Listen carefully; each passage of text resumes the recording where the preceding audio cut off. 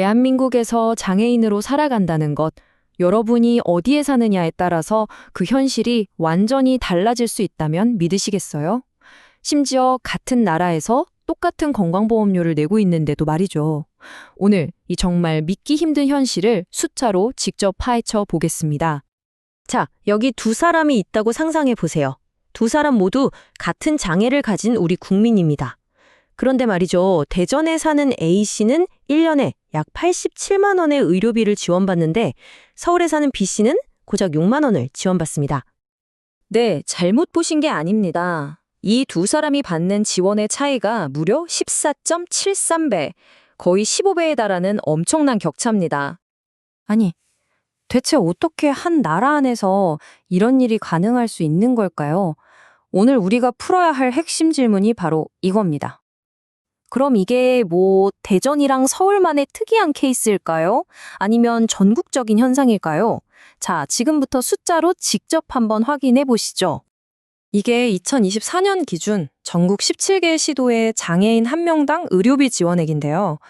보시면 대전이 약 87만 원으로 압도적인 1위고요. 서울은 5만 9천 원으로 최하위입니다. 그러니까 핵심은 이 격차가 전국적인 문제라는 거죠. 근데 더 황당한 건 뭔지 아세요? 부산이랑 인천 같은 대도시는 아예 이 자료를 공개조차 안 하고 있다는 사실입니다. 이 그래프를 보시면 정말 할 말이 없어지죠. 왼쪽이 대전, 오른쪽이 서울입니다. 이 차이가 그냥 눈으로 확 들어오잖아요. 이 엄청난 격차, 대체 어떻게 설명해야 할까요? 하지만 희망이 아예 없는 건 아닙니다. 경상남도를 보세요. 단 1년 만에 지원액을 무려 700% 넘게 늘렸습니다. 이게 뭘 의미하겠어요? 맞습니다. 지방자치단체가 마음만 먹으면, 의지만 있으면 이건 충분히 그것도 아주 빠르게 바꿀 수 있다는 강력한 증거인 거죠. 자, 그럼 이제 제일 궁금한 부분이죠. 도대체 왜 이런 말도 안 되는 격차가 생기는 걸까요? 지금부터 그 근본적인 원인을 하나씩 파헤쳐 보겠습니다. 원인은 크게 한 3가지 정도로 볼 수 있는데요. 첫째는 좀 애매한 법 때문이고요.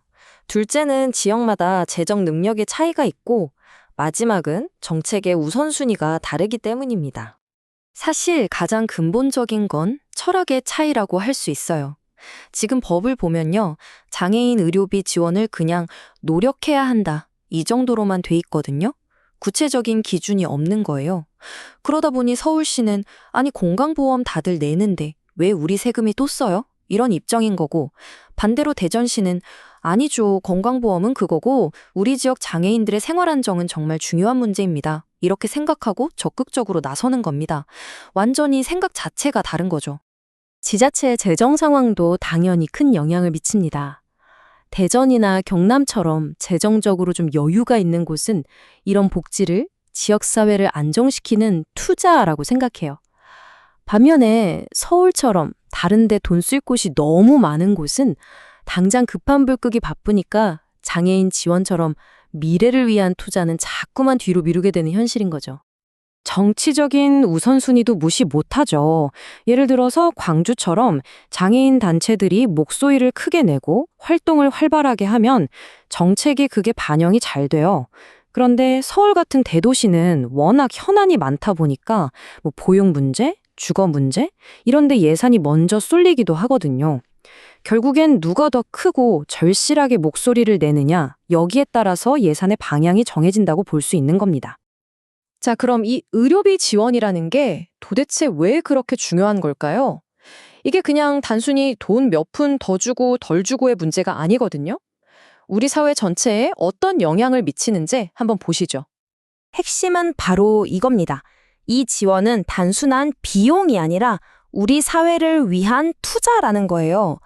미리 조금 지원해서 더 큰 병을 막는 게 나중에 정말 큰 돈 들어가는 걸 막는 거잖아요. 장기적으로 보면 사회 전체가 돈을 아끼는 효과를 가져오는 아주 현명한 투자라는 거죠. 우리 앞에 길이 2개가 있어요. 하나는 지원을 잘 해주는 길. 그러면 꾸준히 병원 가서 관리받고 병이 커지는 걸 막으니까 결국 사회 전체가 부담하는 의료비가 줄어들겠죠. 다른 하나는 지원이 부족한 길.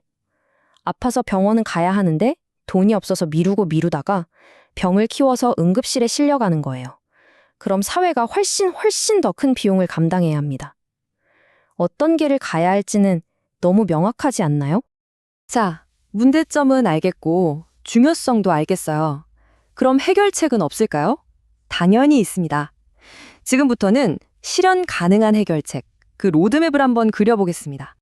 먼저 단기적으로는요, 1년 안에 모든 지자체가 이 지원액을 투명하게 공개하도록 법으로 만들고 시민들의 관심을 높여야 합니다. 그리고 한 1년에서 3년, 중기적으로는 국가가 최소한 이 정도는 지원해야 한다는 기준선을 딱 정해주고 재정이 어려운 지역에는 나라에서 돈을 좀 보태주는 거죠. 그리고 장기적으로는 의료 접근성은 국가가 책임져야 한다는 사회적인 공감대를 만들어가야 합니다. 자, 여기까지가 우리가 그려볼 수 있는 큰 그림인데요. 여기서부터는 바로 여러분의 역할이 정말 중요합니다. 이런 변화는 그냥 하늘에서 뚝 떨어지는 게 아니거든요. 우리 한 사람 한 사람의 관심에서 시작될 수 있습니다. 방법은 아주 간단합니다. 지금 당장 여러분이 살고 계신 곳의 시청이나 구청, 장애인 복지과에 전화를 한번 해보세요. 그리고 딱 한 가지만 물어보는 겁니다. 우리 지역 장애인 의료비 지원 사업 예산이 얼마인가요? 이 간단한 질문 하나가 모든 변화의 시작점이 될 수 있습니다. 이 말을 꼭 기억했으면 좋겠습니다. 정책은 목소리 없는 곳을 외면합니다. 우리가 궁금해하지 않고 물어보지 않으면 아무것도 바뀌지 않아요. 아까 보셨던 경남의 700% 증가는 절대 우연이 아닙니다. 시민들이 끊임없이 관심을 갖고 요구했기 때문에 가능했던 거예요. 그게 바로 정책을 움직이는 가장 확실한 힘입니다. 여러분이 사는 동네도 충분히 바뀔 수 있습니다. 그 첫걸음은 바로 이 질문에서 시작됩니다. 우리 지역은 장애인 의료비를 얼마나 지원하고 있나요? 이 질문을 던지는 바로 그 순간 변화는 이미 시작된 겁니다.